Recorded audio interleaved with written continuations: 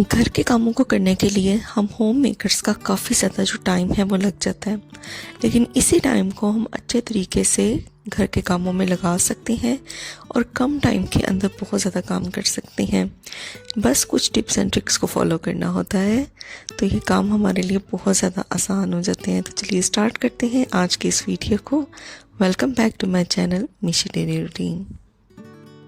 आटा हम सभी के घरों में तकरीबन हर रोज़ ही गूंदा जाता है, तो यहाँ पे कुछ टिप्स एंड ट्रिक्स मैं आटे से रिलेटेड दूंगी। तो जब भी मैं आटा गूंदती हूँ तो इस तरह का जो किचन वाइप होता है या किचन टॉवल होता है उसको हल्का सा वेट करके फिर उसके ऊपर मैं परात को रखती हूँ। इससे जो परात है ना वो बिल्कुल नहीं खिसकती। सेकंड मैं क्या करती हूँ कि जब भी आटा गूंदना होता है मैं परात के अंदर थोड़ा सा ऑयल ऐड करती हूँ। तो आटा डालने से पहले ही ये काम मैं करती हूँ और ऑयल डालने के साथ ही इसके अंदर मैं थोड़ा सा पानी ऐड कर देती हूँ। ऑयल और पानी जब दोनों मिलेंगे तो जब हम इस परात के अंदर आटा गूंदेंगे तो परात के अंदर जो आटा चिपक जाता है जिसे बार बार हमें खुरच के उतारना पड़ता है वो मसला कभी नहीं आएगा। तो यहाँ पे पानी और तेल को अच्छे तरीके से मिला के मैं पूरी परात की जो बेस है उसके ऊपर स्प्रेड कर दूंगी। पानी और ऑयल को परात के ऊपर स्प्रेड करने के बाद अब मैं इसके अंदर आटा ऐड करूंगी। अच्छा, आटा मैं छन्नी के साथ छान के फिर ऐड नहीं करती। इसका एक छोटा सा टिप मैं फॉलो करती हूँ। आटे को मैं किसी ना किसी ग्लास के अंदर ना फिल कर लेती हूँ। तो देखिए, छन्नी का इस्तेमाल हम करेंगे लेकिन एक और तरीके से। तो सबसे पहले मैंने आटे को ग्लास के अंदर फिल कर लिया है और छन्नी को इसके ऊपर इस तरीके से रख दिया।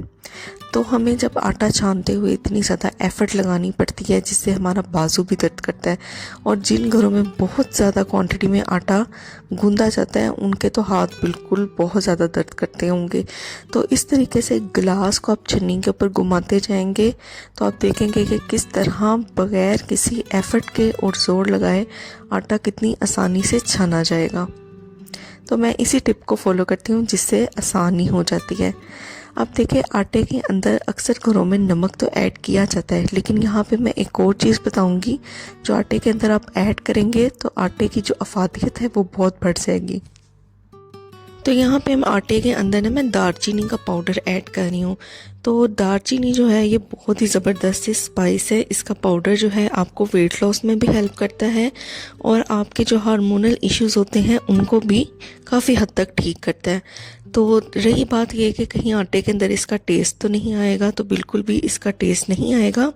तो आटे में अगर आप नमक ऐड करते हैं तो थोड़ी सी दालचीनी का पाउडर भी ऐड करें। उसके बाद देखिए, मैं आटे को गूंदना यहाँ पे शुरू कर दिया है और गूंदते हुए मैं आपको ये दिखाऊंगी कि बिल्कुल आटा जो है वो इसकी जो परात की जो बेस है ना उसके ऊपर नहीं चिपकेगा, क्योंकि हमने ऑयल और पानी जो बेस पे लगाया था उसकी वजह से आटा बिल्कुल नहीं चिपकेगा। तो देखिए, यहाँ पे आटे को ना मैंने गूंदा है और गूंदते हुए आपको परात के ऊपर बिल्कुल भी नज़र नहीं आ रहा होगा कि आटा जो है वो चिपका है। और अगर थोड़ा बहुत आटा चिपक भी गया है तो वो बहुत आसानी से आप उसको उतारेंगे। और आटा गूंदते हुए ऑयल डालने का एक फ़ायदा ये भी होगा कि इससे आटा जो है वो बहुत नरम और सॉफ्ट गूंदा जाएगा। तो इस टिप को ज़रूर फॉलो करके देखिएगा। अब आटे को यहाँ पे 15 से 20 मिनट के लिए मैंने रेस्ट दे दिया है और 15 से 20 मिनट के बाद मैं इसे दोबारा गूंदूंगी। तो देखा कितने कम टाइम में और कितनी छोटी छोटी टिप्स एंड ट्रिक्स को फॉलो करके कितना ज़बरदस्त जो आटा है वो गूंद के तैयार हो गया। प्याज हम सभी के घरों में तकरीबन हर रोज़ ही खाने में इस्तेमाल होता है। तो हम क्या करते हैं कि जब हम प्याज को छीलते हैं तो प्याज को तो हम इस्तेमाल कर लेते हैं और इसके जो छिलके होते हैं उसे हम कूड़े की ज़ीनत बना देते हैं। तो कोई भी चीज़ बेकार नहीं होती। तो यहाँ पे प्याज के छिलकों को इस्तेमाल करके बहुत ही ज़बरदस्त सा टिप मैं आपको देने जा रही हूँ। तो फटाफट से यहाँ पे मैं प्याज को छील लेती हूँ। तो देखिए, प्याज को यहाँ पे मैंने छील लिया है। तो अब देखते हैं कि इसके जो छिलके हैं उनका इस्तेमाल हम किस तरीके से कर सकते हैं। तो प्याज के इन छिलकों को ना मैंने एक प्लेट में डाल दिया। तो यहाँ पे आपने इस चीज़ का ख्याल रखना है कि प्लास्टिक की या मेलामाइन की प्लेट आपने नहीं लेनी, पत्थर या शीशे की प्लेट का ही इस्तेमाल करना है। तो सारे जो छिलके थे वो मैंने इसके अंदर डाल दिए हैं। तो यहाँ पे ना चूल्हे को मैं ऑन कर लेती हूँ। तो यहाँ पे मैं इस्तेमाल करने लगी हूँ तेज़पत्ता यानी बे लीफ का। अब चूल्हे के ऊपर हल्का सा ना इसे गर्म करेंगे और गर्म करने के बाद जिस प्लेट के अंदर हमने प्याज को डाला था उसके साथ इसे रख देंगे। अब ये दोनों चीज़ें, प्याज और जो तेज़पत्ता है, जब ये जलेंगे तो इनसे क्या है, धुआं प्रोड्यूस होगा। यही धुआं जो है घर से मच्छर, मक्खी और इस तरह के जितने भी कीड़े मकोड़े होते हैं ना, उनको भगाने के लिए बहुत ही ज़बरदस्त चीज़ है। तो इसकी जो धुनी है ना, वो आपने अपने पूरे घर में देनी है। तो आप ख़ुद देखेंगे कि जितने भी मच्छर, मक्खी या इस तरीके के कीड़े मकोड़े हैं वो घर से बाहर निकलना शुरू हो जाएंगे। तो आप हफ्ते के अंदर तकरीबन एक दफ़ा इसकी धुनी ज़रूर दिया करें, क्योंकि जो तेज़पत्ता है और जो प्याज है, इनके जलने की जो स्मेल होती है वो इन कीड़े मकोड़ों को बिल्कुल भी पसंद नहीं आती। तो आप घर में ही इस चीज़ का सलूशन निकाल सकते हैं। ट्राई ज़रूर करके देखिएगा। तो चलिए अब यहाँ पे लेमन का ज़बरदस्त इस्तेमाल करके देखते हैं। तो सबसे पहले तो यहाँ पे मैंने एक लेमन ले लिया है और इसको मैं 2 हिस्सों में काट दूँगी। तो यहाँ मैं इसका जो एक पार्ट है उसका इस्तेमाल करूँगी।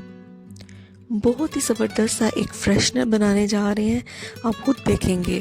तो यहाँ पे क्या है, मैंने थोड़ा सा लेमन ले लिया है। अब इसके ऊपर मैं एक चीज़ ऐड करूँगी।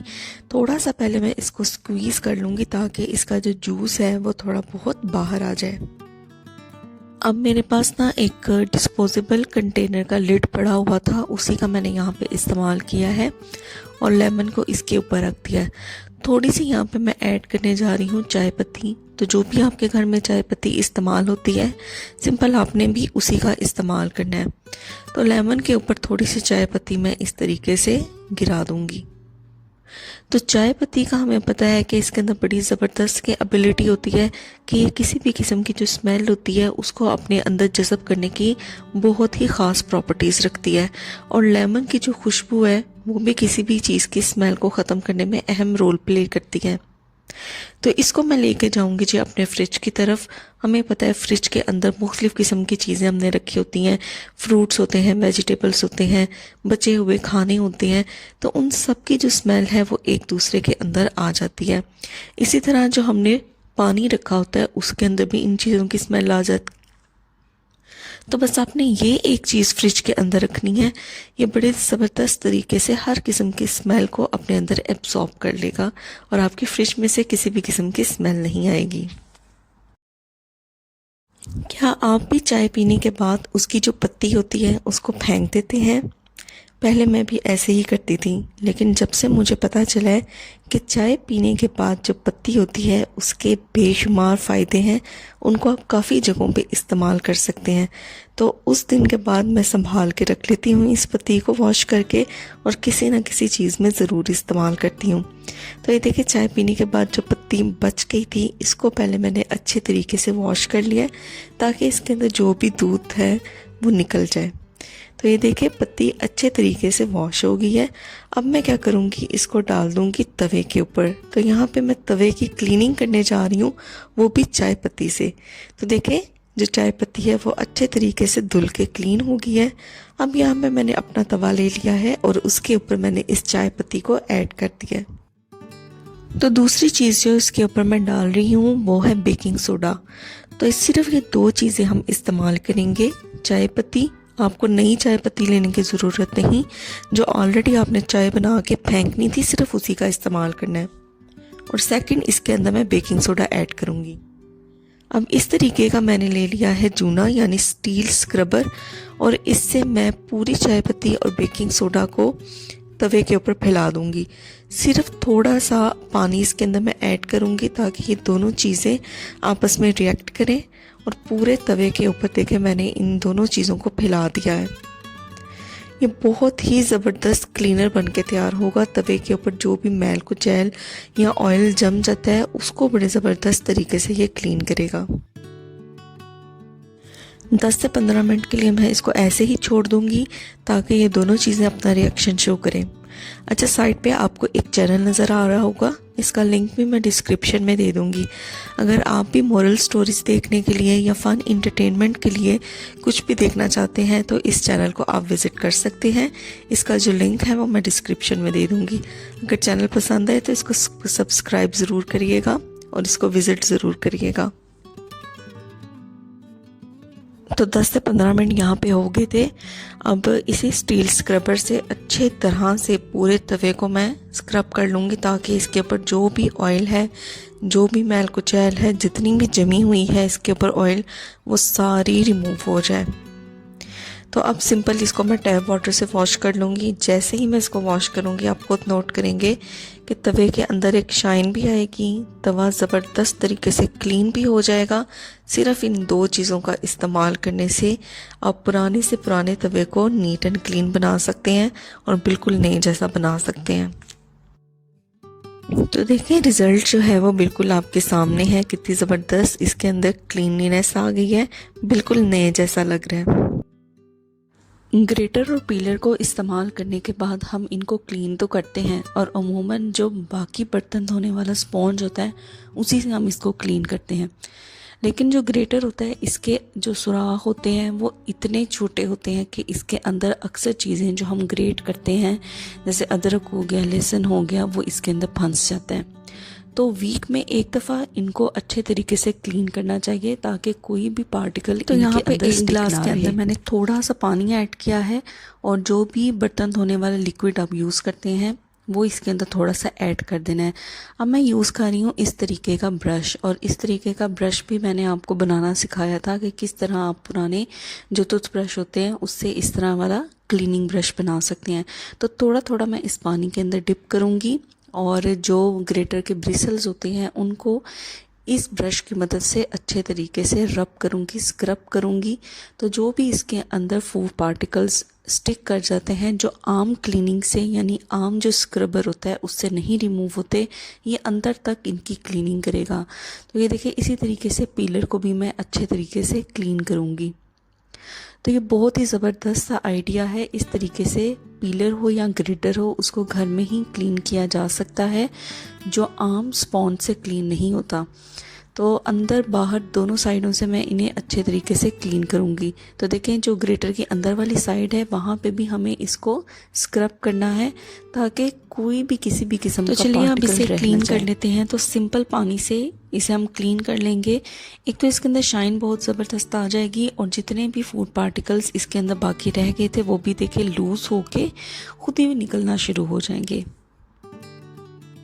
तो देखिए बहुत ज़्यादा नहीं लेकिन वीक में एक दफ़ा इनको ज़रूर इस तरीके से क्लीन करना चाहिए।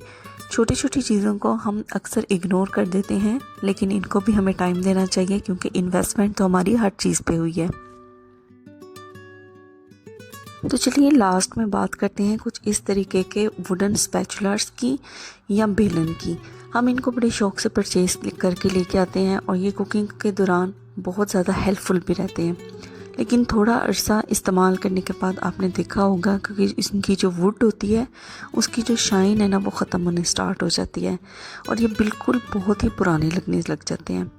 तो घर में ही हम अपने वुडन स्पैचुलास को किस तरह पहले की तरह नया बना सकते हैं, तो उसके लिए हमें सिंपल कुकिंग ऑयल का यूज़ करना है। तो जो भी कुकिंग ऑयल आपके घर में इस्तेमाल होता है उसकी चंद बूंदें आपने अपनी हथेली पे ऐड कर लेनी है। अच्छे तरीके से इसको रब करना है और जितने भी आपके वुडन स्पैचुलास हैं या बेलन हैं उनके ऊपर आपने इसको रब करना है। तो यहाँ पे आपको बहुत एक्स्ट्रा क्वांटिटी में ऑयल यूज़ नहीं करना, बिल्कुल थोड़ी क्वांटिटी में आपने ऑयल लेना है और जितने भी वुडन स्पैचुलास हैं उनके ऊपर आपको इस तरीके से रब करते जाना है। तो आप खुद ही देखेंगे इनकी जो शाइन थी वो भी वापस आ जाएगी और जो ये पुराने लग रहे थे बिल्कुल नए लगने स्टार्ट हो जाएंगे।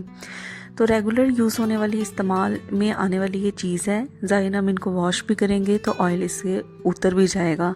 तो वीक में एक दफ़ा आप इनको इस तरीके से कर सकते हैं। इससे जो वुडन स्पैचुलास होते हैं वो मज़बूत भी होते हैं और लॉन्ग टर्म अच्छे रहते हैं, बिल्कुल ख़राब नहीं होते। तो इस तरीके से आप इसे कर सकते हैं। तो चलिए यहाँ पे वीडियो को एंड करते हैं। ये थी मेरी आज की वीडियो। तो उम्मीद करती हूँ ये टिप्स एंड ट्रिक्स आपको पसंद आए होंगे। तो एज़ यूजुअल पसंद आए हैं तो लाइक करें, चैनल पे नए हैं तो चैनल को ज़रूर सब्सक्राइब करें। वीडियो पसंद आई हो तो इसको शेयर भी करें उन लोगों तक जिनको इन टिप्स एंड ट्रिक्स की बहुत ज़्यादा ज़रूरत है। मैं उम्मीद करती हूँ कि आप मुझे फुल सपोर्ट करेंगे ताकि मैं इस तरह के टिप्स एंड ट्रिक्स आपके साथ शेयर करूँ। Till then take care, bye.